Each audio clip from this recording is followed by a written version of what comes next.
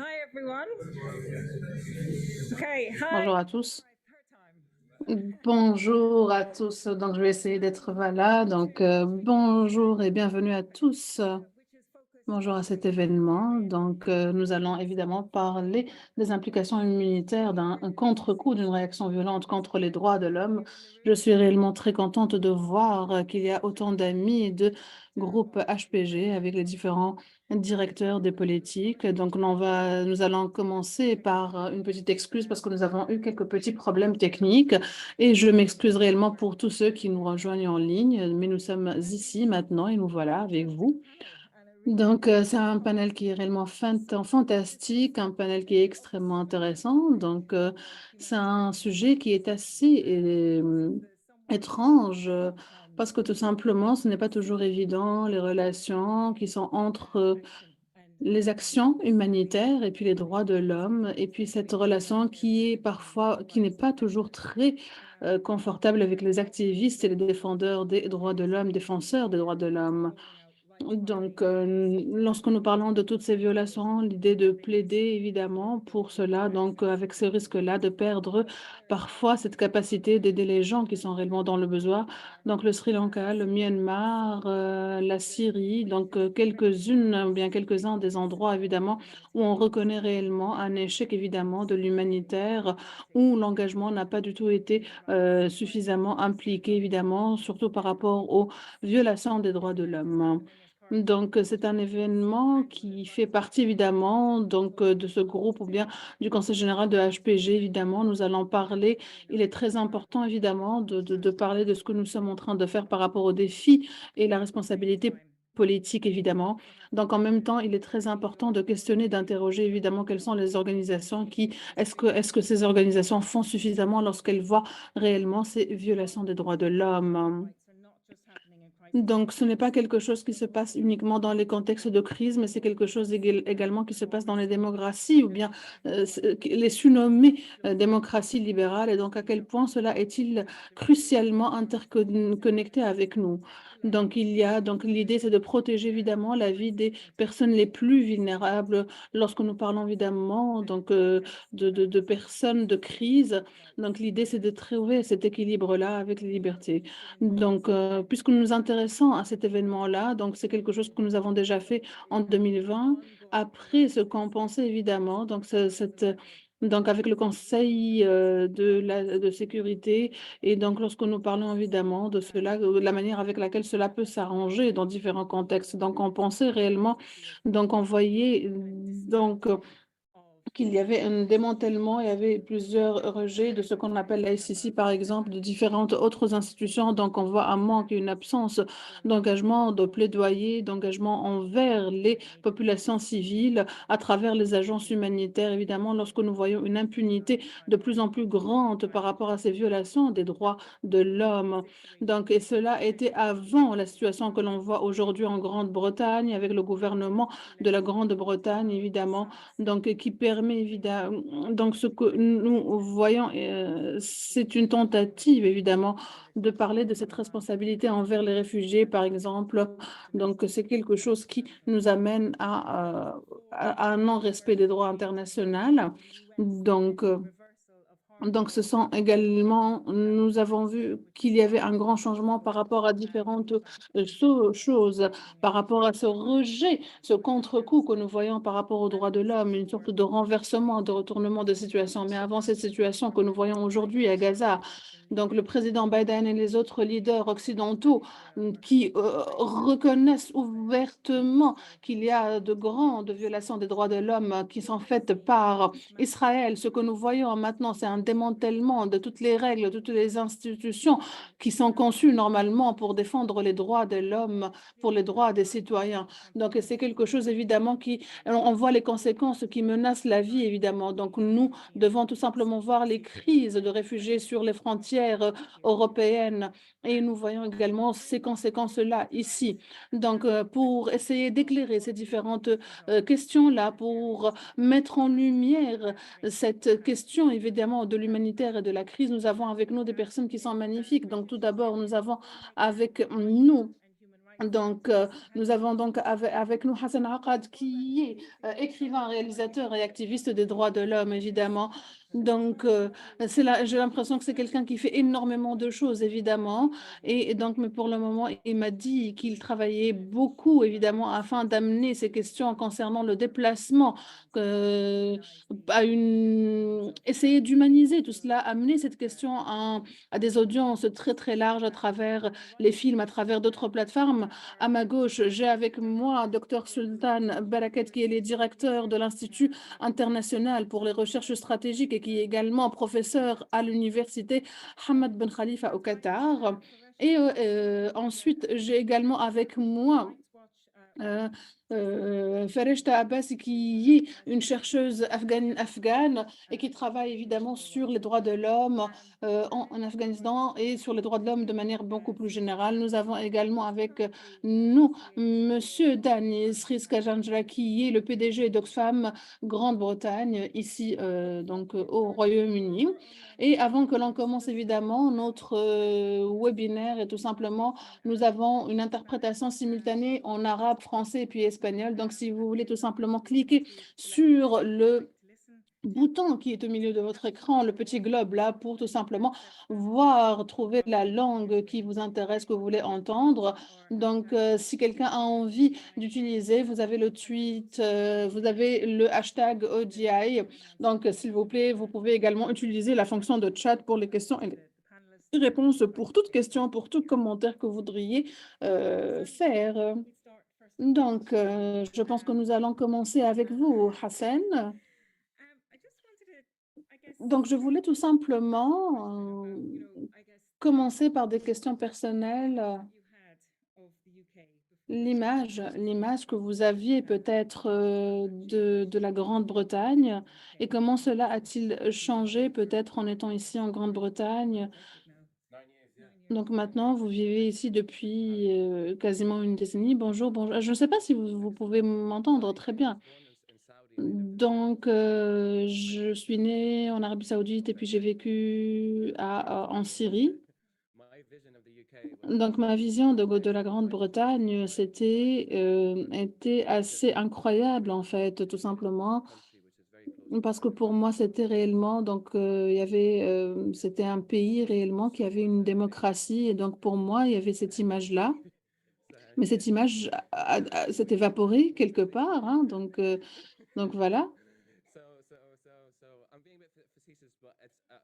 Donc, tout simplement, réellement, donc j'ai étudié l'anglais. Ensuite, j'ai toujours été fascinée par la civilisation britannique. Et lorsque j'ai décidé d'être ici et de venir ici, d'aller en Europe tout simplement, après l'échec de l'État syrien, parce que je pouvais tout simplement parler anglais, tout simplement, c'était beaucoup plus simple pour moi, la Grande-Bretagne. Mais lors d'un entretien, on m'a dit pourquoi la Grande-Bretagne, moi, je disais tout simplement, c'est le centre même des droits de l'homme. C'est un pays qui respecte réellement la démocratie et tout ça.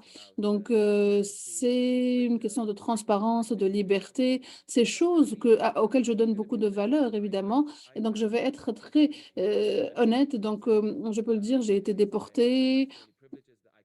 Donc, j'ai eu beaucoup de privilèges. Donc, j'ai eu beaucoup de privilèges ici, évidemment. Je peux réellement dire, je suis allée en prison en Syrie parce que j'ai dû protester, alors que là, je peux protester librement. Et donc, pour moi, par rapport à mes attentes, alors, donc, je me rappelle tout simplement, c'était à peu près en 2015. Donc, il y avait le référendum qui a été fait par rapport au Brexit. Et donc, tout simplement, est-ce que c'était l'idée d'aller vers l'Union européenne et de ces personnes-là qui sont en Grande-Bretagne? Et donc, cette scission, je voyais qu'il y avait des choses fondamentales qui avaient lieu, tout simplement, qui se faisaient. Donc, les gens, tout simplement, pour moi, c'est une démocratie parce que les gens votaient, ils votaient même en ligne. Pour moi, tout simplement, je ne comprenais pas, mais qu'est-ce que c'est? Est-ce que c'est comme ça que la démocratie fonctionne? Parce que je n'ai jamais vécu en démocratie auparavant. Donc, c'est ainsi que j'ai commencé tout cela. Donc, je commençais à voir cela. Et et puis spécifiquement, donc, on réfléchit au monde du déplacement, par exemple. Donc, combien de personnes avons-nous? Par exemple, je ne sais pas, 4, 5. Donc, les langues qui étaient utilisées c'était une langue langage qu'on utilisait tout simplement dans les informations. Lorsque vous dites, par exemple, ceci est une invasion, lorsque vous dites cela de manière constante dans les médias, donc le fait qu'ils sont en train de lutter contre les envahisseurs, contre, donc c'est des gens qui venaient là-bas pour passer la nuit, c'est des migrants illégaux ou bien irréguliers, donc ce sont des termes et des notions qui étaient utilisés de manière réitérée, mais c'est des gens, tout simplement, les réfugiés, lorsqu'ils viennent, c'est qu'ils sont là pour essayer de sauver leur vie, de survivre, tout simplement. Donc ce sont et on disait que c'était des demandeurs d'exil ou bien d'asile qui étaient illégitimes. Donc, je voyais que c'était en train dans mon pays d'adoption, peut-être que cela se passait également. Donc, et puis par rapport à ce qui se passe à Gaza aujourd'hui, je m'attendais à mieux, réellement. Réellement, j'étais tellement frustrée par rapport à ce qui se passe. Donc, et l'idée, c'est tout simplement on a l'impression qu'on nous dit qu'on voudrait qu'Israël gagne. Donc, tout simplement parce que les 8 dernières années ici, que j'ai vécu ici, à chaque fois qu'un politicien, que chacun à la télé parle de moi en tant que migrant, on entend beaucoup cela, tout simplement. Donc, les gens qui viennent ici, qui doivent vivre de cette manière-là. Et donc, je les regarde. Et il y a des valeurs qui sont intéressantes et d'autres pas, évidemment. Donc, il y a le respect, il y a la tolérance, l'état de droit, les libertés individuelles.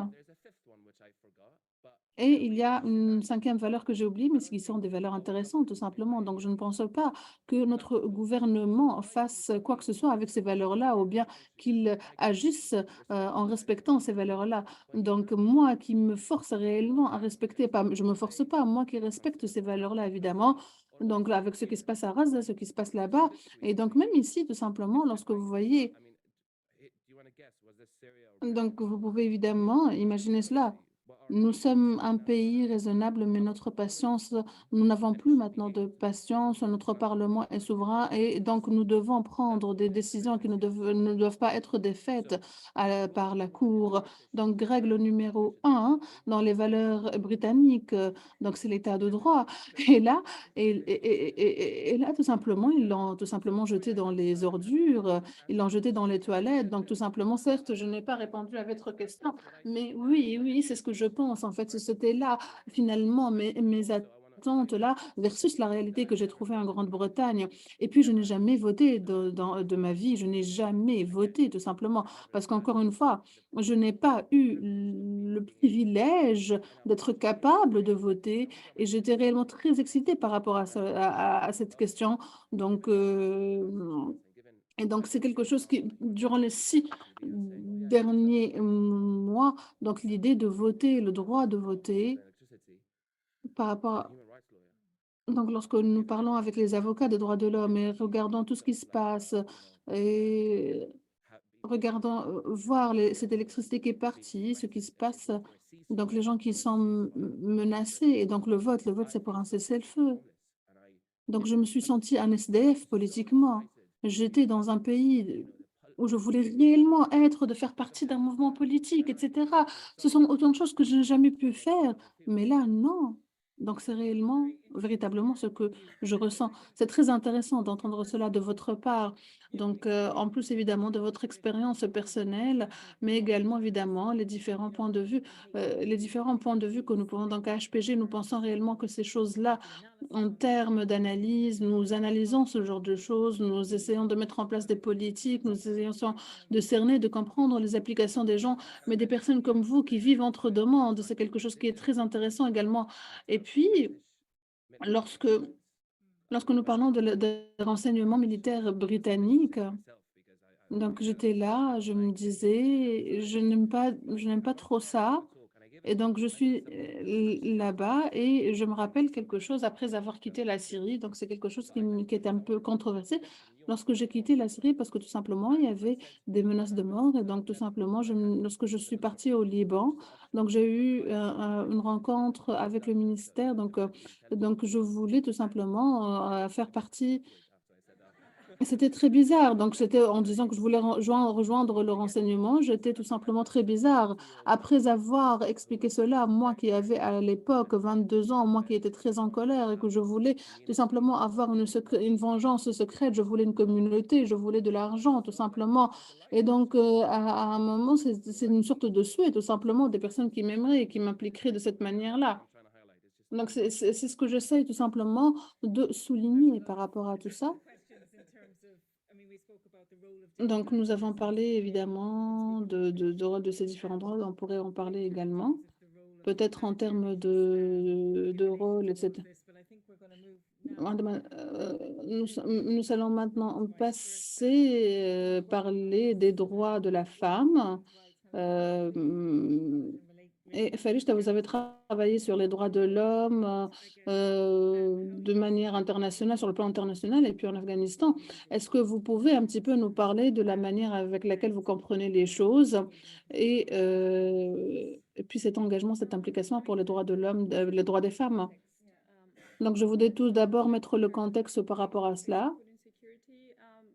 Donc, il y avait beaucoup de problèmes de sécurité maintenant, en tout cas dans le pays. Donc, c'est une crise qui est très sérieuse, qui est en cours. Et donc, personnellement, j'ai pu discuter avec des personnes dans différentes provinces. Donc, tout simplement, leur vie dépend des aides humanitaires qu'ils peuvent avoir. Donc, lorsque nous parlons des organisations d'aide humanitaire, donc, qui jouent un rôle crucial pour protéger les vies des Afghans à l'intérieur du pays, mais également, et puis en même temps, c'est un environnement très difficile dans lequel vivre, évidemment, étant donné toutes les restrictions qui ont été faites sur les femmes. Donc, lorsque nous parlons avec de cette récession qui est venue pour les femmes, évidemment, qui doivent être accompagnées d'un homme, d'un mahram d'un homme, évidemment, avec également toutes les restrictions par rapport à leur tenue vestimentaire. Donc, c'est quelque chose, évidemment, qu'on en a vu. Les organisations d'aide ont essayé d'appliquer cela. Elles ont essayé de s'y conformer. Donc, ils ont créé même des bureaux qui étaient séparés, donc pour les femmes et pour les hommes, pour que les femmes puissent travailler. Et donc, j'ai pu discuter avec différentes organisations d'aide, évidemment, pour essayer de voir comment elles géraient le fait que pour que les femmes restent et qu'elles travaillent. Donc, elles ont réellement essayé de se conformer à ça, de donner un budget supplémentaire pour qu'elles soient peut-être accompagné de ce chaperon masculin, un mâle, tout simplement, un membre de la famille de la femme qui doit être présent là-bas. Et puis, en même temps,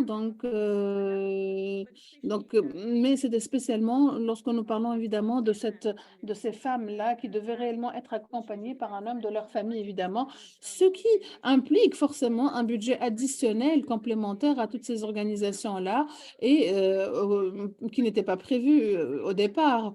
Et donc, par rapport à ces restrictions, tout simplement, elles ont essayé de s'y conformer parce que, tout simplement, elles voulaient être encore opérationnelles. Elles voulaient délivrer et donner de l'aide. Il y avait des femmes qui travaillaient, évidemment, dans ces organisations, même les Nations Unies en décembre 2022. Et donc, la réponse était différente à l'époque. Donc, certaines organisations ont tout simplement suspendu leurs activités et leurs opérations, tout simplement parce que pour elles, il est impossible de travailler sans femmes.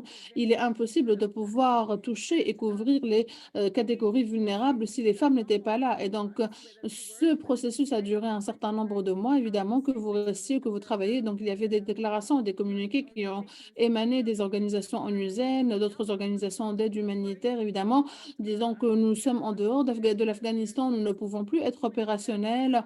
Donc, mais les principes d'aide humanitaire ou bien de l'activisme humanitaire, évidemment, ne peut pas être mis en œuvre, ne peut plus être mis en œuvre. Et donc, ils ont réellement insisté sur cela. Et donc, je pense qu'il était assez consistant par rapport à la manière avec laquelle ils faisaient cela. Et donc, il y a eu tout de même des exceptions, surtout dans le domaine de la santé, de la nutrition et de l'éducation. Donc, les femmes, évidemment, de l'éducation, là, nous parlons évidemment du primaire, etc., pour les petits-enfants.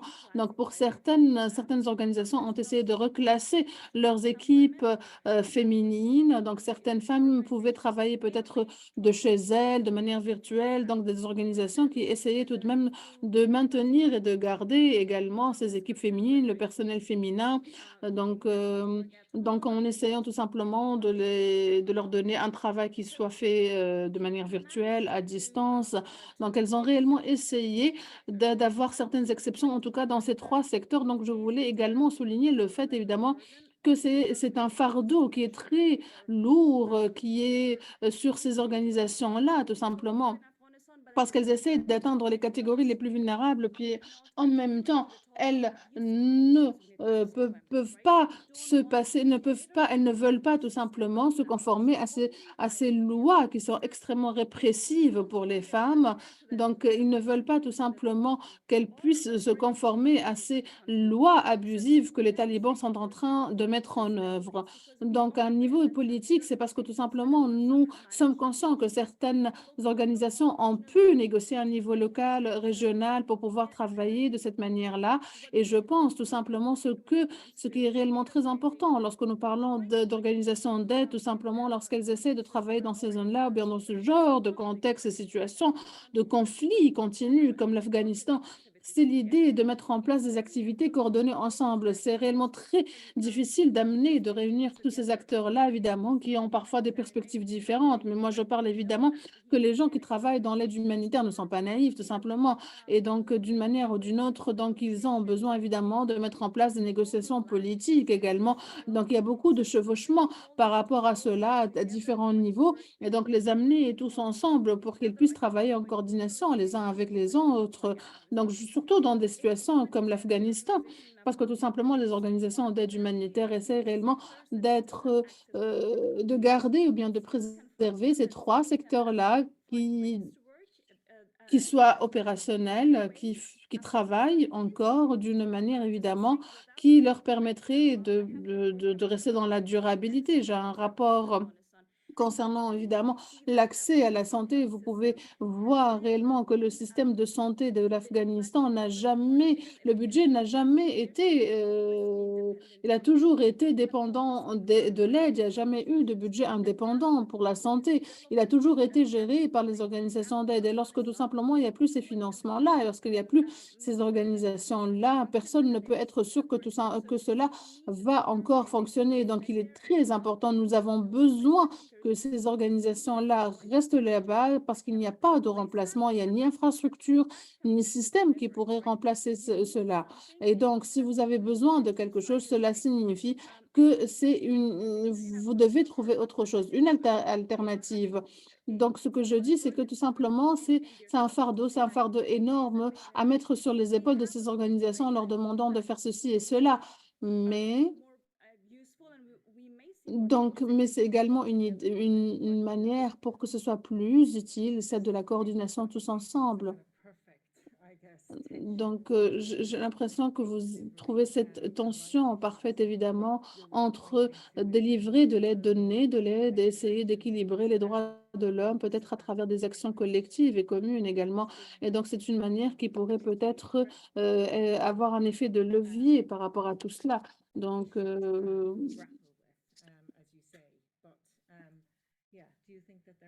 est-ce que vous pensez que c'est quelque chose qui... Donc, je dirais tout simplement, oui, on voudrait, par exemple, il n'y a pas d'exemple parfait, hein, il n'y a pas d'exemple parfait. Donc, en général, lorsque nous parlons de c'est quelque chose, c'est évidemment tout simplement, c'est pour parler, je ne parle que de l'Afghanistan maintenant, par exemple, mais un des points qui est très important, c'est s'assurer et c'est garantir tout simplement que chaque action de ces organisations va avoir des conséquences. Donc, par exemple, lorsque nous discutons avec les organisations d'aide, en leur disant, bon, on bannit l'emploi des femmes, le travail des femmes, parmi les choses que l'on vous répond. Donc, nos équipes travaillent. Nous avons doublé notre staff et nos équipes féminines, par exemple. Et c'est ça que les efforts coordonnés sont fonctionnels, tout simplement. Et ce n'est pas toutes les organisations qui sont capables de négocier. Vous avez d'autres ont travaillé pendant des années en Afghanistan et continuent. Donc, euh, il n'y avait eu jamais évidemment d'autorité sur certaines parties de ce territoire. En tout cas, les autorités, n'importe quel gouvernement n'a jamais eu une autorité sur 100% du territoire. Donc cela signifie qu'il y avait toujours d'autres organisations qui fournissaient de l'aide, évidemment. Donc il y avait différents rôles. Donc si on essaie de travailler ensemble, je crois que nous pourrons voir des changements visibles tout simplement. En tout cas, les voir, et ce sera réellement quelque chose d'optimiste peut-être. Donc, le fait que ces organisations puissent être ensemble. Je ne dis pas ce que j'essaie de dire, ce n'est pas qu'il y aura un changement énorme, tout simplement, mais les talibans ne sont pas du tout une structure qui est centralisée. Donc, c'est quelque chose qui s'est mis en place de cette manière-là, tout simplement, dans des villages, dans des différentes zones, surtout rurales, tout simplement. Et donc, cela signifie que les organisations d'aide peuvent être dispersées et travailler évidemment de manière locale, négocier dans différents endroits, différents domaines également, et ils doivent faire cela. Et puis parfois, ça peut être très difficile pour eux de se regrouper, de travailler ensemble, mais c'est quelque chose qui est utile et donc c'est quelque chose qui a fonctionné dans plusieurs modèles, etc. Donc, c'est finalement la dernière lueur d'espoir que l'on peut avoir.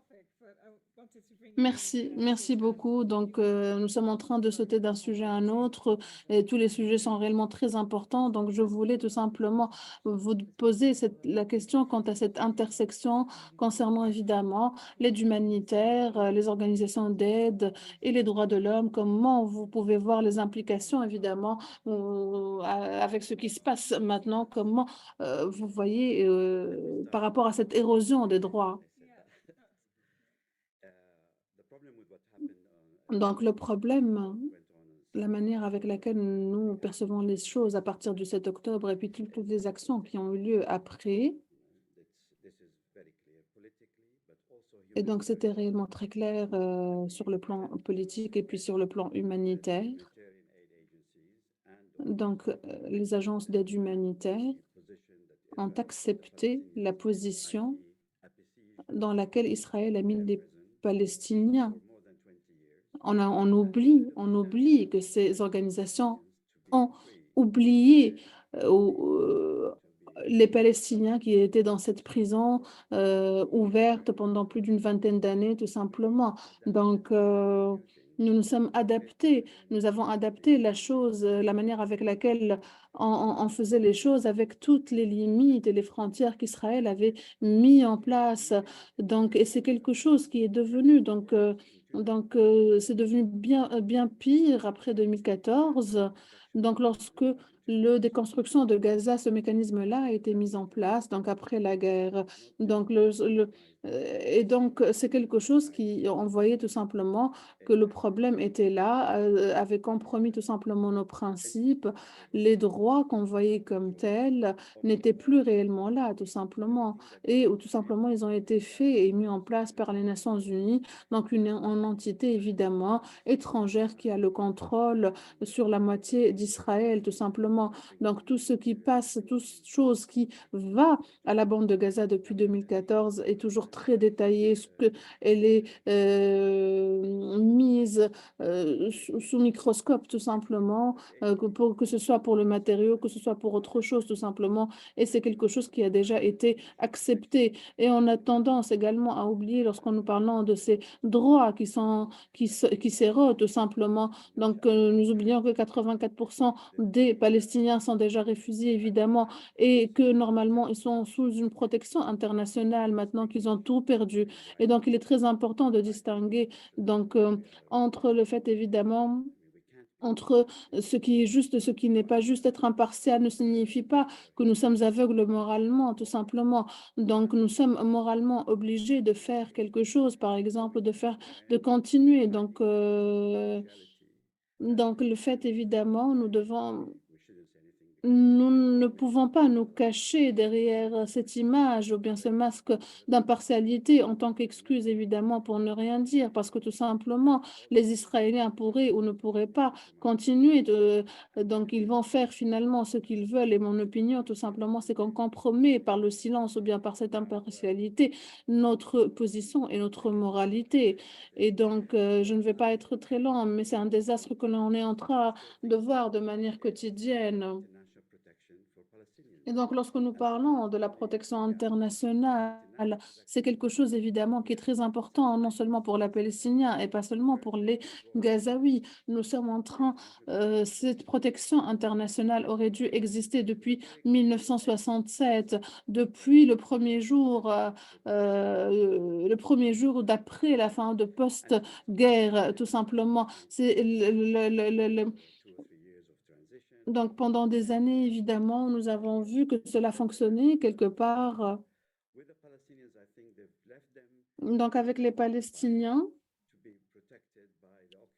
donc, on leur a dit, on leur a fait penser, on les a laissés être occupés par l'occupant protégé, par l'occupant managé, géré, par l'occupant, par ses alliés, tout simplement, en leur laissant peut-être un petit espoir qu'ils auront un jour pourront décider de quelque chose. Mais là, ce n'est pas du tout possible. Ce que l'on est en train de voir, par exemple, avec Netanyahou aujourd'hui, c'est une infraction complète par rapport à toutes les lois que nous voyons.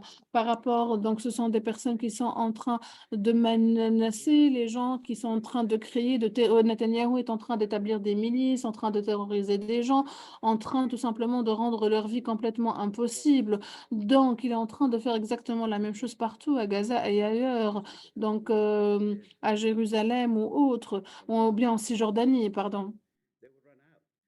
Et donc, il suffit tout simplement que vous leur ouvriez la porte, ils vont courir et parce que personne ne peut vivre dans ces circonstances-là. Il n'y a plus de vie, il n'y a plus de dignité, il n'y a plus rien. Donc, ce que Gaza nous fait aujourd'hui, il y a un certain nombre de choses. Et donc, en parlant de l'aide humanitaire, et là, je vais y revenir. Donc, je pense que les organisations d'aide humanitaire se sont alignées avec plusieurs, euh, à part évidemment de manière graduelle, mais elles se sont alignées avec cette érosion des droits. Depuis le 7 octobre, il y a une très grande erreur qui a été celle de retirer toutes les équipes internationales de Gaza. Lorsque Israël a d'abord dit, dès qu'elle a dit, ça y est, tout le monde a fait ses bagages, ils sont partis tout simplement, ils ont quitté Gaza, il y a eu une grande évacuation et finalement, ça y est, c'est fini après. Donc l'histoire a été comment nous pouvons faire sortir nos équipes de Gaza et puis c'est tout. Donc, mais ils ont tout simplement, ils ont oublié toutes les personnes qui étaient là, celles qu'ils ont aidées, celles qu'ils ont protégées, celles avec qui ils ont partagé leur nourriture, tout simplement. Et donc, et le résultat, c'était incroyable, tout simplement, c'était juste que 140 personnes. Donc, ce qui s'est passé, quelle est la protection sociale qu'ils pouvaient avoir pour ces personnes-là? Est-ce qu'il y a un plan pour ces gens-là? Comment on peut faire pour eux? Donc, c'est un autre cas qui sera peut-être décidé plus tard. Et c'était quelque chose, c'est un fait. Donc, le fait de rester silencieux est très problématique. Donc, ce n'est pas prendre, c'est pas une option, ce n'est pas du tout une option que garder le silence, c'est quelque chose qui doit être fait de manière différente. Donc, donc vous devez réellement être peut-être un petit peu dans le centre, un petit peu au milieu. Donc, c'est finalement leur travail, et essayer de mettre en place tout cela. Oui, merci, merci. Donc, je pense qu'on va revenir à tout cela. Donc, je pense que nous avons commencé avec Hassan. Donc, euh, donc c'est quelque chose, je sais tout simplement que c'est quelque chose sur lequel vous travaillez à Oxfam. Donc, l'idée tout simplement de voir les espaces civiques, c'est quelque chose, peut-être que vous pouvez nous parler un tout petit peu évidemment de l'espace pour les ONG, comment elles peuvent tout simplement faire, euh, est-ce qu'on peut réellement les utiliser, peut-être ce qu'il en est. Merci. Donc oui, donc c'est quelque chose qui se fait évidemment de manière assez par rapport à la situation à Gaza et puis ailleurs également, parce qu'en général, on oublie tout simplement que ce genre de question a été traité plusieurs fois, évidemment. Donc, il y a eu beaucoup de réflexions sur cela lorsqu'avec des collègues d'Oxfam, John, Matt, etc. Donc, nous étions plus d'une 80. Donc, nous devions tout simplement traiter avec cette complexité de l'accès avec pendant très longtemps, mais c'est quelque chose, évidemment, l'accès, la neutralité. Donc, c'est quelque chose qui avait l'air d'être...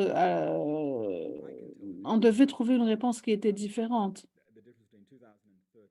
Donc, c'était, je pense, en 2014 jusqu'en 2023. En 2014, j'étais secrétaire générale, donc avec la société, une alliance de la société civile. Et donc, il y a eu cette réunion avec tous les PDG, évidemment, de toutes les ONG, donc avec beaucoup, comme HPG par exemple, et d'autres choses. Donc, c'était réellement cette rencontre, évidemment, très grande, et donc je m'inquiétais. Donc, l'idée, évidemment, parlait également de cette réaction violente contre l'espace civique qui serait très cissé, etc. Et donc, ils ont dit tout simplement, on est neutre, nous devons continuer à être opérationnels. Et c'était réellement très inquiétant et puis réellement très décevant également de voir tout cela par rapport à ces leaders, tout simplement, qui ne voulaient pas s'engager avec ces questions-là, qui ne voulaient pas s'impliquer avec cela. Et donc, de manière très ironique, j'ai l'impression que ce côté-là de la muraille, finalement, ne fonctionnait pas. Donc, si vous voulez travailler sur ces échelles-là, tout simplement, une sorte d'une échelle de ce qui est en train de se faire. Essayer tout simplement de voir, de prendre en considération et comment il est en train d'être rétréci aujourd'hui. Donc, la liberté d'expression dans la majorité, évidemment, des pays est quelque chose qui est en train de changer. Donc, lorsque nous parlons de tout cela, l'environnement qui peut être favorable avec les différents compromis. Donc, c'est quelque chose, évidemment. Donc, nous sommes dans cette énergie-là, nous sommes dans ces puissances-là, tout simplement, jusqu'à une certaine mesure. Lorsque vous voyez aujourd'hui ce qui se passe, il y a seulement 3% de la population mondiale qui vit dans un pays qui est considéré comme libre.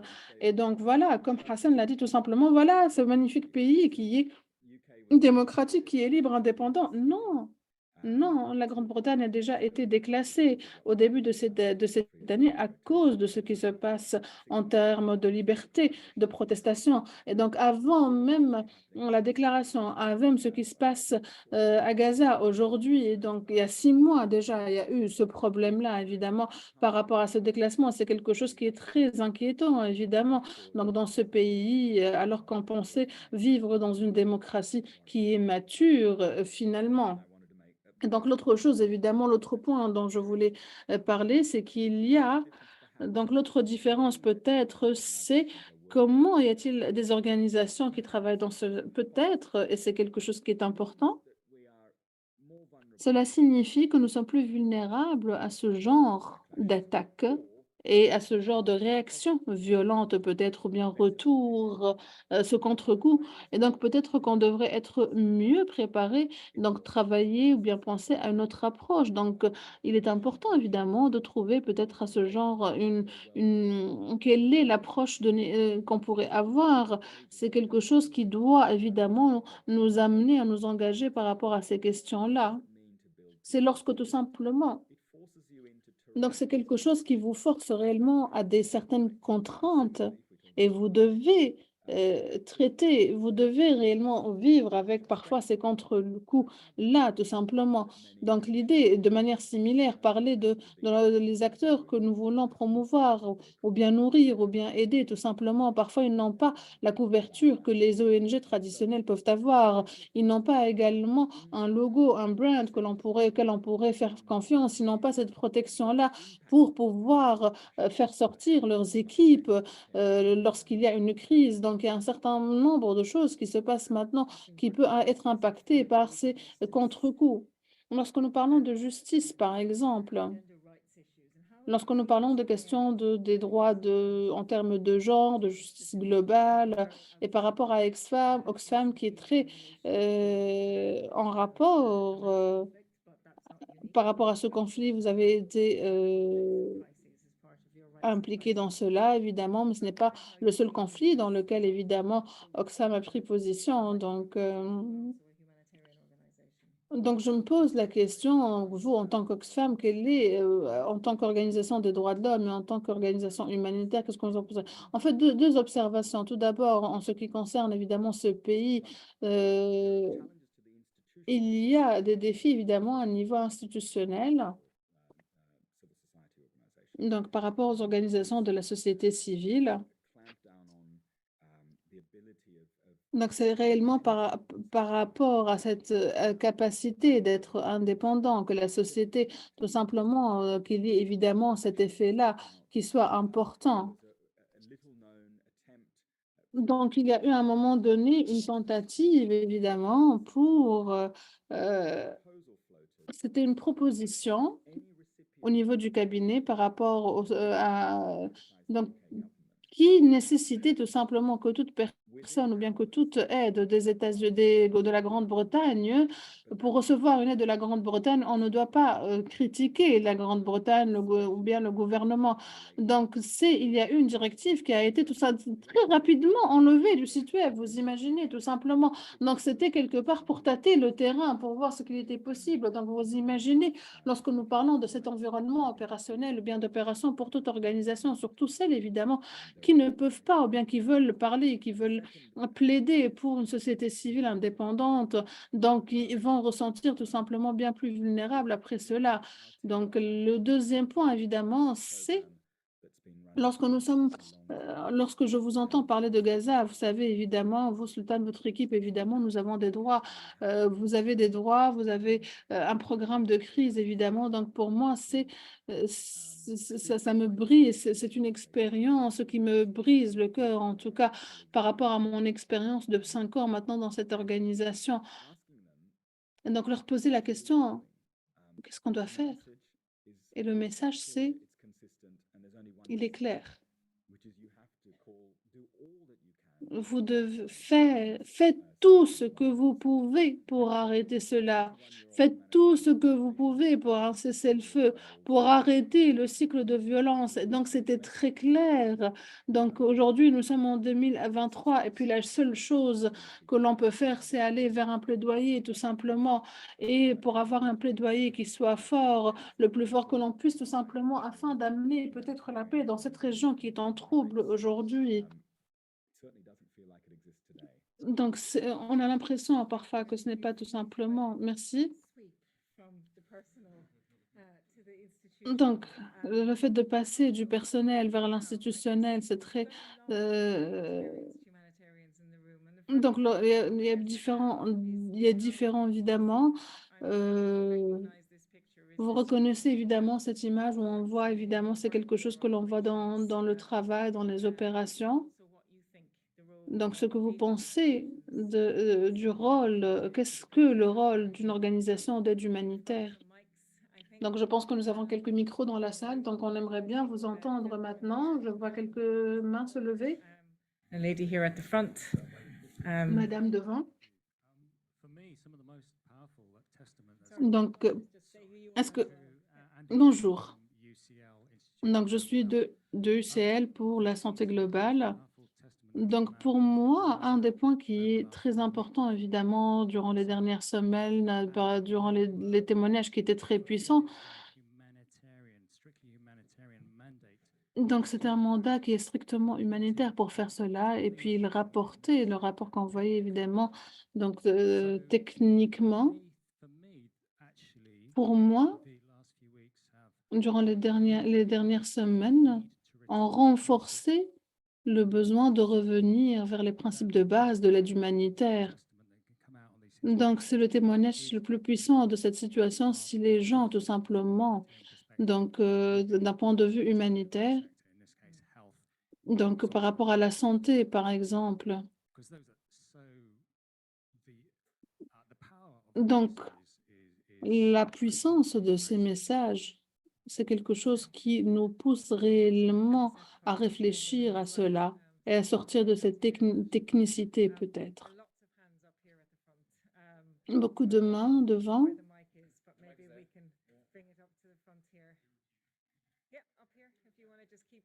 Donc, si vous voulez tout simplement, voilà, j'ai l'impression qu'il y a une question ici.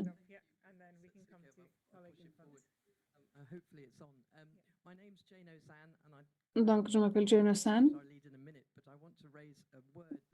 Donc, je voulais tout simplement revenir sur un terme qui a été soulevé tout à l'heure.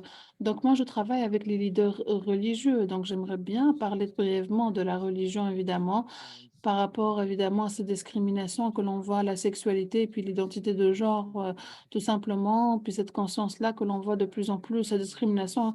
Et donc, ayant travaillé au Moyen-Orient, travaillé dans différentes localisations à travers le monde, c'est le sujet évidemment qui est toujours très difficile à aborder lorsque nous parlons des organisations d'aide humanitaire des droits de l'homme, parce que tout simplement, mais il est important de comprendre parfois si on ne comprend pas le contexte, donc le contexte religieux dans lequel nous travaillons, donc le fait, je pense qu'il serait sinon très difficile de trouver des solutions si on ne comprend pas ce contexte-là.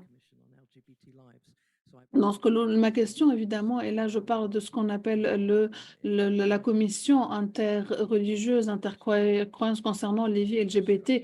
Donc, c'est quelque chose, évidemment, qui amène les leaders religieux de travers le monde, évidemment, qui sont pro-LGBT et qui peut-être essayent de mettre en place un dialogue constructif et un débat, tout simplement. Donc, lorsque je dis des leaders religieux seniors, je parle de papes, je parle de rabbins, je parle également de ces personnes-là, tout simplement, qui sont peut-être au sommet de l'arbre, tout simplement. Quel rôle peuvent jouer les religions? C'est la question que je pose. Donc, il y a une autre question. Merci. Donc, je suis contente d'entendre les différents panélistes. Donc, moi, je viens d'Afghan Document. Donc, je m'adresse à Freshta. Donc, nous savons que l'Afghanistan, maintenant, il y a un focus évidemment sur les organisations, sur l'aide humanitaire, mais puis en même temps, il y a une violation des droits de l'homme qui est énorme, donc qui se passe en Afghanistan et dans toutes ces régions-là, évidemment, qui sont contrôlées par les talibans que vous avez mentionnés. Donc, j'ai l'impression qu'il y a peut-être une sorte de nuance par rapport à la délivrance d'aide. Donc, lorsque nous parlons des droits, par exemple, comment comment la communauté internationale ou bien les organisations d'aide peuvent à la fois doivent garder leur neutralité, mais en même temps s'assurer de comprendre ces nuances-là. Donc, pour ne pas donner une image différente aux financeurs, aux bailleurs de fonds, ou bien à leur public dans les pays occidentaux. Par exemple, j'ai entendu parler d'aide, bien d'organisations d'aide, évidemment, qui peuvent accéder à certaines zones, qui peuvent délivrer de l'aide aux femmes. Ou moi, je viens d'une réunion avec le Parlement britannique. Donc, c'était l'envoyé spécial qui parlait de la manière avec laquelle à Agad, il y a eu un tremblement de terre et donc la délivrance d'aide se fait encore. Elle peut également atteindre et toucher certaines femmes. Il y a des gens qui peuvent livrer ces aides-là à ces femmes. Ça, c'est certes une toute petite image, mais qui pourrait tout simplement miner toute l'image générale de l'apartheid que l'on voit, de les violations des droits de l'homme, des droits sociaux, politiques et culturels et les droits des femmes en Afghanistan. Donc, réellement, comment essayer, comment mitiger, comment atténuer, je ne sais pas. Donc, comment naviguer dans tout cela réellement? Donc, en tant que Human Rights Watch, évidemment, qui est en train de parler pour ne pas faire de compromis sur les droits de l'homme, et donc, choses qui sont essentielles, et puis délivrer cette aide-là, évidemment, tout simplement, dans ce pays-là, ces services-là. Ben, je ne sais pas si c'est réellement c'est aujourd'hui évidemment un argument qui est utilisé, le fait de livrer ou bien de fournir de l'aide. Voilà, c'était ma question. Merci beaucoup. On va prendre encore une question. Merci, bonjour. Je suis professionnelle de la commission et donc lorsque nous parlons évidemment de médias sociaux dans ce secteur-là, lorsqu'il s'agit par exemple d'Israël-Hamas, donc ce qui est intéressant, et puis la question, cette guerre tout simplement, étant donné évidemment dans ce secteur-là, lorsque nous parlons de crowdfunding par exemple, ou bien le financement évidemment que l'on voit aujourd'hui par rapport à différentes choses. Donc, les différentes ONG. Donc, est-ce que vous pensez que ces organisations, sans quelque part, ne veulent pas parler de certaines choses? Parce que c'est quelque chose qui va les amener à se dévoiler et donc ils se censurent de plus en plus. Donc, vous avez mentionné cela, tout simplement, le fait de parler des besoins humanitaires, comme vous le voyez sur le terrain, évidemment. Donc, comme on en témoigne, les témoins, tout simplement. Donc, je pense à un défi qui est complètement opposé, tout simplement, la manière avec laquelle l'humanitaire devient une couverture, finalement, d'autres actions concernant le momentum politique, celui des droits, le rôle des religions également. Et puis, si on parle évidemment, est-ce que c'est quelque chose qui peut avoir un effet ou bien un impact sur les aides, les organisations d'aide? Et puis, j'ai une autre question en ligne qui concerne évidemment les médias, évidemment, lorsque nous parlons, par exemple, de l'engagement, de l'implication de certains acteurs, évidemment.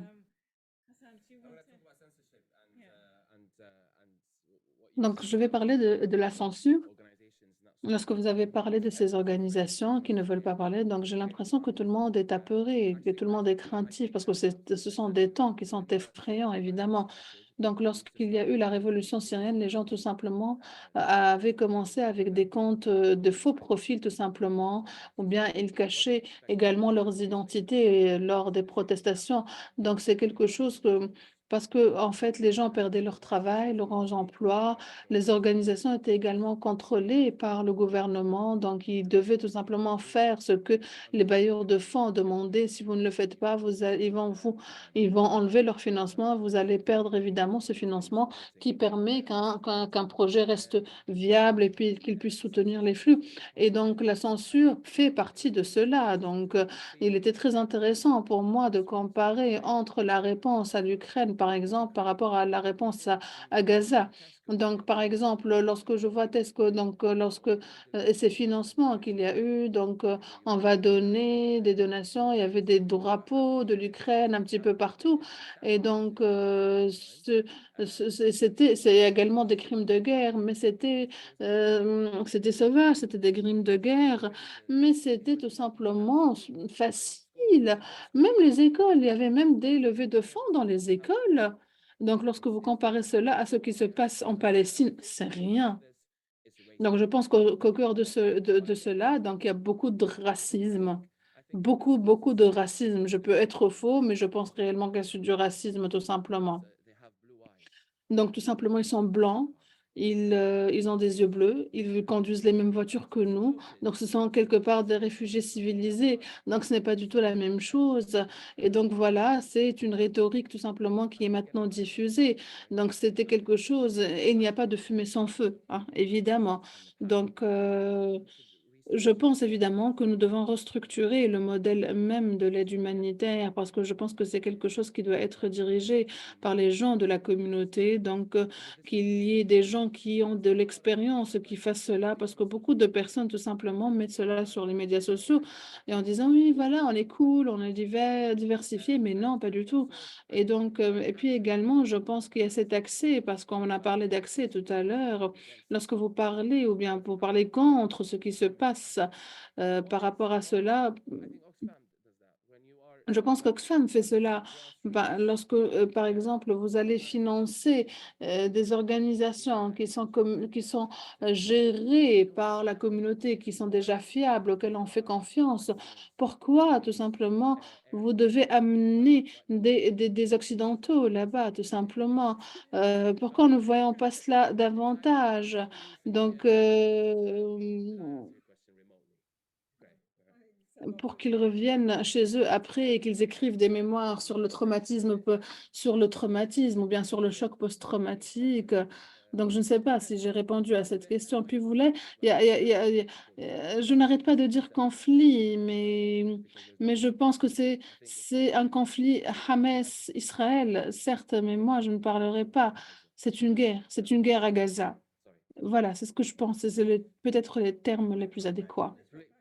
Merci, merci par rapport à ça. Donc, Netanyahou est d'accord avec vous. Donc, Netanyahou, je pense que c'est assez intéressant parce que je pense que donc, Israël a déclaré la guerre, tout simplement, et c'est la première fois qu'Israël déclare la guerre. Mais en déclarant la guerre et en ne faisant pas une autre opération spéciale, comme on parle d'Ukraine, par exemple, ou comme Poutine qui fait des opérations spéciales. Donc, il a déjà fait cela au Liban. Ils ont occupé Beyrouth sous une opération spéciale. Il avait fait cela parce qu'il était dans une position qui était très faible et c'est pour cela qu'il n'avait pas déclaré de guerre à l'époque, tout simplement. Donc, j'étais en contact évidemment avec des partenaires locaux. euh, et donc, tout simplement, j'essayais de voir. Donc, Netanyahou était dans une position qui est très vulnérable à l'époque, tout simplement. Il avait essayé de travailler sur la politique interne. Donc, c'était par rapport au judiciaire, tout simplement, c'était lui et c'était son cabinet, tout simplement. Ils avaient parlé de l'opinion de tout le monde, tout simplement. Et c'est la partie ou bien la perspective de l'extrême droite, tout simplement, qu'ils n'avaient pas parlé alors de guerre. Donc, ils ont été appuyés par les États-Unis.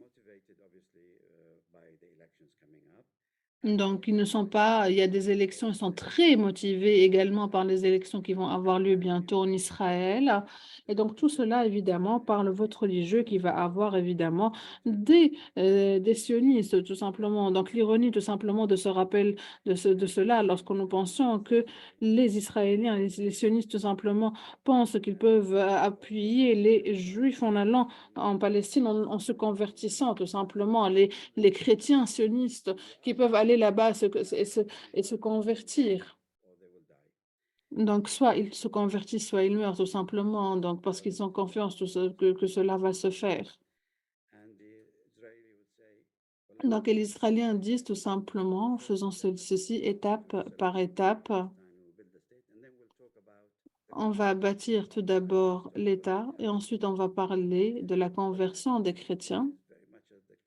Mais ce qui se passe ou que ça se passe ou pas, mais la croyance religieuse, tout simplement, elle est au cœur de ce qui est en train de se faire. Donc la semaine dernière, je ne sais pas, je l'avais vu dans le journal, dans les informations.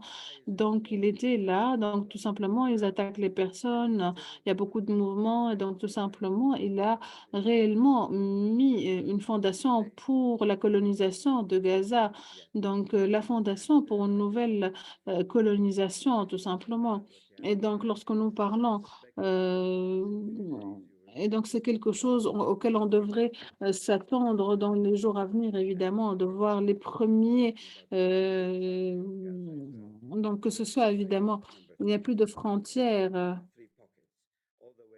donc donc ils vont venir évidemment, ils vont tout simplement, venir là-bas à travers la mer ou pour la mer. Ils vont créer des zones tampons et ensuite la population pour que la population y revienne, ensuite ils reviendront sous certaines conditions et c'est très triste de le dire tout simplement parce que c'est quelque chose qui est en train de se faire. Donc c'est un plan qui est en train de se matérialiser et donc nous essayons de réfléchir à ces caractéristiques humanitaires mais les États du Golfe sont en train de financer tout cela. Ils sont en train tout simplement de dépenser des milliards de dollars dans les bombes, évidemment, dans l'assistance militaire pour Israël. Et peut-être ensuite, ils vont montrer les centaines de milliards tout simplement qu'ils vont dépenser pour l'aide humanitaire. Et donc, c'est un appui inconditionnel qu'ils sont en train de donner, évidemment, à Israël.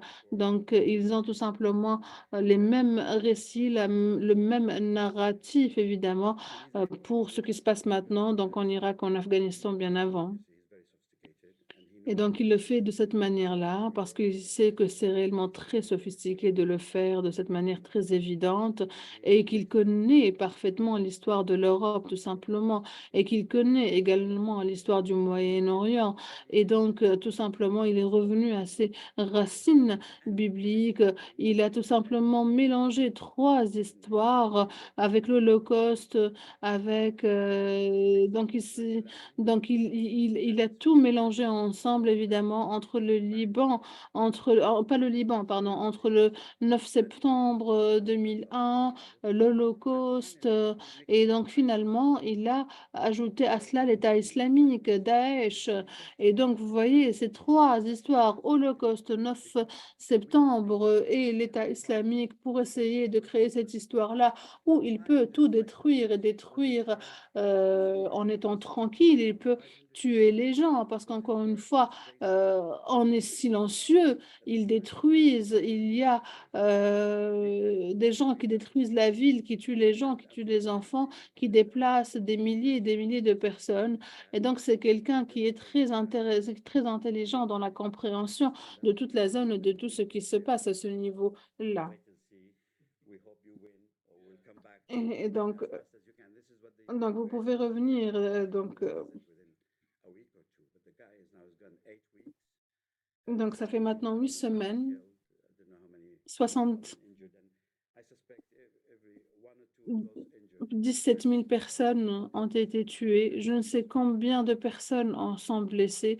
Je ne parle même pas des installations de santé qui sont inexistantes. Merci, merci beaucoup. Donc, je pense qu'un certain nombre de questions a trouvé réponse ici par rapport à l'aide humanitaire, évidemment, par rapport aux actions et pourquoi nous voulons évidemment qu'il y ait cette justice-là. Est-ce que une question vous a été posée de manière spécifique? Est-ce que vous voulez y répondre évidemment. Donc, il y a également d'autres questions relatives à la guerre et au rôle des religions et de la censure. Je pense évidemment, nous sommes tous d'accord, que les droits de l'homme doivent être la composante principale de toute action humanitaire. Donc, surtout pour les aides évidemment, donc qui protègent les vies.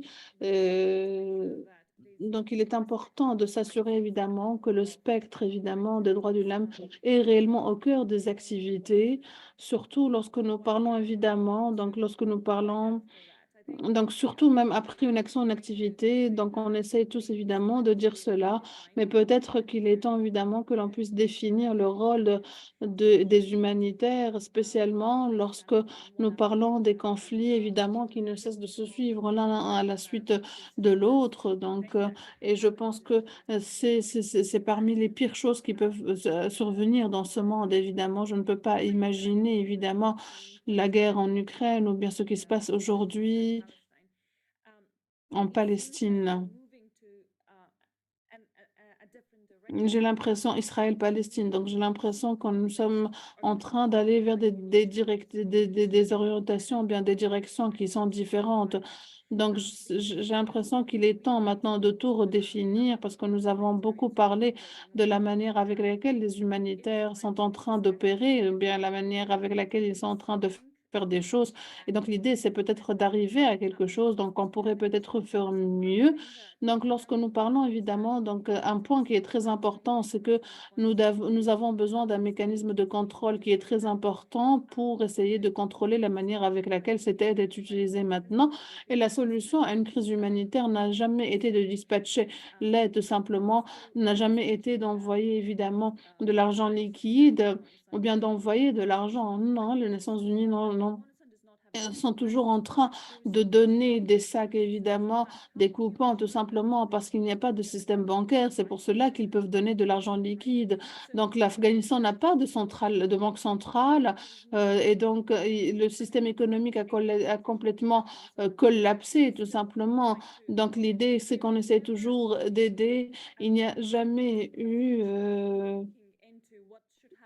donc, on n'a jamais réfléchi à ce qui allait se passer lors des 20 prochaines années. Donc, je pense que c'est quelque chose auquel on devrait réfléchir. Et donc, qu'à un moment donné, il est important de dire combien de temps allons-nous rester, comment cela doit-il être fait et est-ce que je peux réellement le faire? Donc, je ne me rappelle pas de votre prénom, pardon, mais un des participants avait dit tout simplement cette, ce qu'on voit, c'est MSF qui nous renvoie beaucoup de choses, évidemment, de Gaza. Et quand je vois ces témoignages qui nous viennent, évidemment, de l'Afghanistan, oui, il y a des gens qui sont là-bas qui disent qu'ils n'ont rien à manger, c'est une situation de vie, de mort, tout simplement, qui est fatale. Et donc, il y a également des personnes qui ne peuvent pas travailler, qui n'ont pas de travail. Vous pourrez vous discuter avec votre propre équipe qui n'a plus de travail, etc.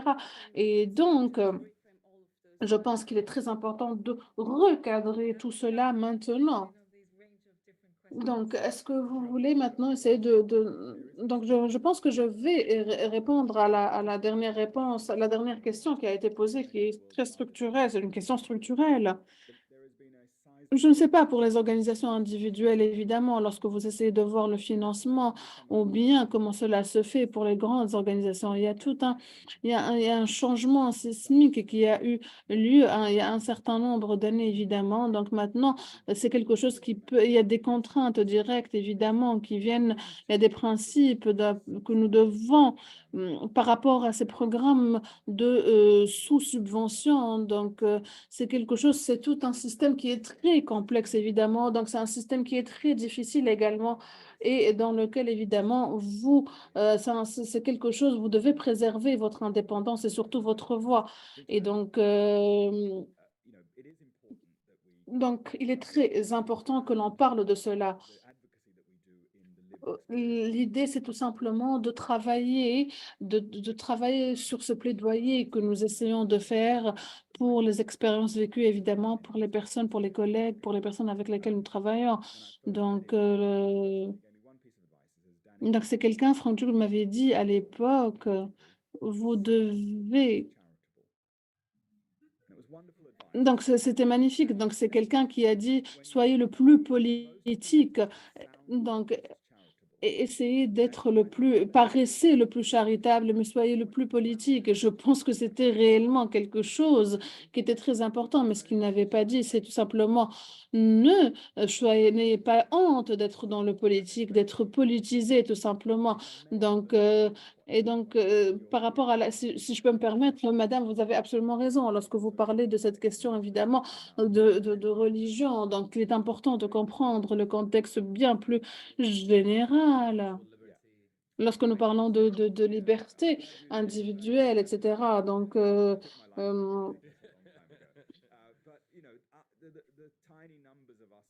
petit nombre, en fait, lorsque nous parlons de cette conscience sociale, beaucoup d'entre nous qui travaillent dans l'humanitaire, qui sont professionnels de l'humanitaire, nous essayons réellement d'être dans cette conscience sociale beaucoup plus large. Nous avons besoin de tous nos alliés, évidemment, pour pouvoir travailler sur ces valeurs-là qui sont réellement essentielles. Donc, je pense que je fais ça chaque année. On va prendre un autre tour de questions. There's lots of questions around online about whether it's not Donc, il y just a une about question en ligne qui, qui dit tout simplement, ce n'est pas tout simplement la politique, mais nous devons nous engager davantage, évidemment, avec les acteurs gouvernementaux. Donc, Yeah, hi, Sandrine from MSF, and I Sandrine de MSF, but thanks. merci, je n'ai pas Well, I payé just un really dîme, mais wanted to say that this donc je voulais tout simplement dire que c'est un débat qui est le bienvenu. are Et nous avons réellement en train de voir les implications humanitaires. Nous sommes témoins de cette absence de droit, ce qui se passe à Gaza, en Afghanistan, les Rohingyas également, les migrants dans la région Méditerranée. Et je voulais tout simplement ajouter quelques composantes à ces quelques éléments, à cet environnement. Donc, cette loi de la désinformation que l'on voit aujourd'hui et qui pousse au silence les humanitaires et pas seulement les activistes, les défenseurs des droits de l'homme. Donc, on avait l'habitude d'être indépendant, d'être libre. Et donc, on a l'impression tout simplement qu'il y a beaucoup de pression aujourd'hui sur les personnes qui sont en train de parler, évidemment, librement. Et donc, nous voyons également des groupes anti-droit donc, qui sont en train de se faire voir aujourd'hui et qui sont en train d'essayer de mettre en place des contraintes pour les lois. Il y a la société également, l'espace civique qui est en train également de se rétrécir ou d'être envahi par ces anti-droits, ces personnes anti-droits tout simplement, en plus des gouvernements autoritaires qui essaient de contrôler les permis, la bureaucratie, les réglementations. Donc, vous devez mériter cette aide si vous voulez l'avoir, par exemple. Ce sont autant de choses que nous sommes en train d'écouter. Mais maintenant, où sont les lignes rouges?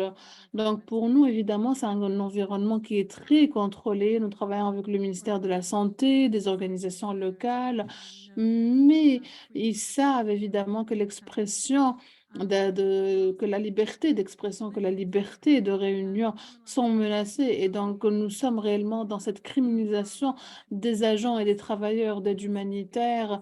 Donc, il y a eu, par rapport à la migration, il y a eu beaucoup de cas, beaucoup de procès qui nous ont été faits, beaucoup de personnes qui ont été menées en justice.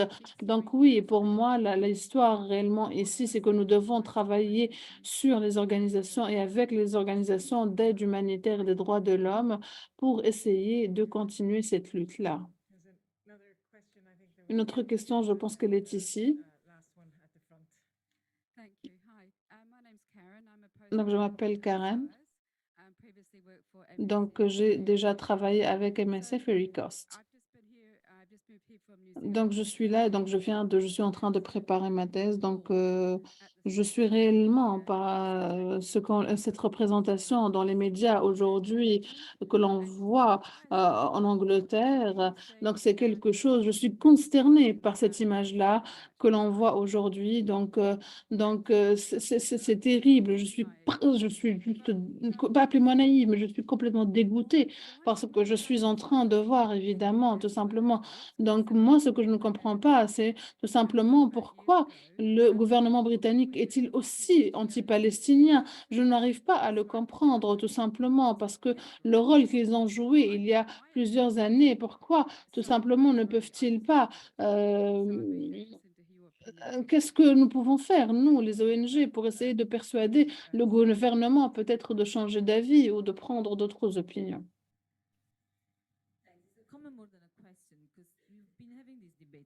Donc, c'est un débat qui existe. En fait, c'est plus un commentaire qu'une question, hein, parce que c'est un débat que nous avons maintenant depuis plusieurs années. Donc, lorsque vous avez parlé de cela à HPG, donc il y a un certain nombre de questions, mais il y a quelque chose qui est différent aujourd'hui, c'est le contexte, certes, donc avec ces forces anti-droit qui sont de plus en plus prodéminentes aujourd'hui, tout simplement, et parce que ils sont bien financés, bien organisés, bien combinés, bien étudiés, tout simplement. On les voit bien coordonnés. Et donc, ils sont également intentionnels et ils soutiennent évidemment l'espace politique qui est occupé. Ils occupent l'espace politique, ils occupent l'espace normatif, tout simplement parce qu'on leur a permis évidemment tout cela. Donc, c'est quelque chose évidemment, vous savez, lorsque nous sommes en train de parler de financement, de différentes possibilités, donc lorsque nous parlons évidemment de nos gouvernements, des parlementaires qui sont en train, qui ne peuvent pas tout simplement faire un pas en avant, qui disent, voilà, il y a les droits fondamentaux, comme vous le dites, mais qui sont complètement niés tout simplement d'une manière incroyable. Donc, c'est la fondation même de ces standards-là, de ces normes-là, en termes de valeurs, qui est un véritable défi de manière quotidienne. Je pense que là, on doit revenir aux bases, on doit revenir à la base et aux racines même de cela, évidemment, de changer notre approche, tout simplement. Donc, l'idée, c'est essayer, il y a une sorte de censure, enfin, pas une sorte, mais une censure qui est incroyable que l'on voit ici, et ce n'est pas du tout de la neutralité. C'est une autocensure qu'on est en train de voir. Très rapidement, moi, j'étais enseignant en Syrie, et quelqu'un, tout simplement, m'avait dit, comment pouvez-vous rebâtir un pays qui a échoué ou bien qui est en faillite? Donc, je pense que la Grande-Bretagne, c'est quelque chose, évidemment, c'est que cela a commencé, vous commencez en classe, tout simplement. Et donc, c'est un problème fondamental dans le contexte de Gaza, par exemple. Comment tout cela n'a pas du tout commencé le 7 octobre, évidemment. Les flux humanitaires et d'humains qui ont été déplacés, qui ont été isolés. Donc, j'ai discuté avec beaucoup de gens, dans mes amis, évidemment, dans mes amis, dans les activistes qui sont des champions de l'activisme, évidemment, du socialisme également. Et donc ils n'ont pas été éduqués, tout simplement. Donc, on ne parle des Britanniques que comme les hommes bons, les gentils de l'histoire, tout simplement. Et lorsque nous parlons de la déclaration de Balfour, tout simplement, on ne parle pas. Donc, nous parlons évidemment de choses qui sont, on leur montre comment c'est l'Empire, les lignes, etc. Voilà, c'est quelque chose qui a été efficace, tout simplement. Ce sont des gens qui sont réunis. Mais non, tout simplement, c'est une fraude finalement. C'est quelque chose qui il n'y a pas. Ils ont tout simplement les références morales d'une grenouille. Ils n'ont pas, ils ne peuvent pas cela, ils ne peuvent pas faire ce travail-là, ils ne peuvent pas faire ceci, tout simplement. Donc, un autre point par rapport aux médias, vous pouvez voir un titre où il est écrit des Palestiniens sont, tels chiffres sont morts et d'autres ont été tués. Et là, je ne parle pas du Sun et du Daily Mail, je parle du Guardian, je parle de la BBC. Parfois, c'est même des médias de gauche. Et est-ce que, pourquoi? Pour répondre à votre question, je ne sais pas. Je le sais, mais un petit peu, ça m'inquiète. Ça m'inquiète beaucoup de répondre à cela. C'est une question qui est fondamentale. Et donc, je pense réellement que c'est quelque chose qui doit être traité en classe, parce que c'est là que tout a commencé. Et parce que je ne veux pas être déportée. Et encore une fois, je vous dis, Netanyahou sera d'accord avec vous. Voilà un autre point commun avec Netanyahou. Donc, c'est par rapport à ce plan. Le plan également pour les Palestiniens, c'est de blâmer les organisations internationales, de blâmer les Nations Unies, évidemment, pour l'idée, c'est de parler de ce programme-là, évidemment, de cette déradicalisation. Donc maintenant, on parle même de déradicalisation des Palestiniens. Ça veut dire quoi? On a besoin d'apprendre. Peut-être que ce sont pourquoi les Britanniques ne sont pas de leur côté. Donc c'est quelque chose qui a été décidé il y a quelques années. Donc tout simplement, vous êtes en train de demander beaucoup trop de liberté. Donc, c'est un plan qui est très sophistiqué et j'espère qu'aucune agence ne pourra accepter de travailler sur cela. J'espère que quel que soit le financement et quel que soit le montant d'argent qui financera cela. Donc, je pense que nous allons passer évidemment au mot de clôture par rapport à ce qui vient d'être dit, par rapport à ces défis, évidemment que l'on doit prendre au sérieux maintenant de plus en plus par les différentes agences et organisations. et travailler de manière plus collective sur ces questions. Donc, je suis à 100% d'accord. Donc, on doit réellement, on doit repenser le travail en commun, la coordination, parce que c'est ainsi que l'on pourra réellement avoir un effet de levier. C'est ainsi que l'on pourra discuter des besoins. Donc, vous n'avez pas réellement besoin d'aller négocier à chaque niveau, tout simplement. L'idée, c'est d'ajouter, de présenter votre point, tout simplement. Donc, de voir comment les politiques sont en train d'influencer toutes les vies autour du monde.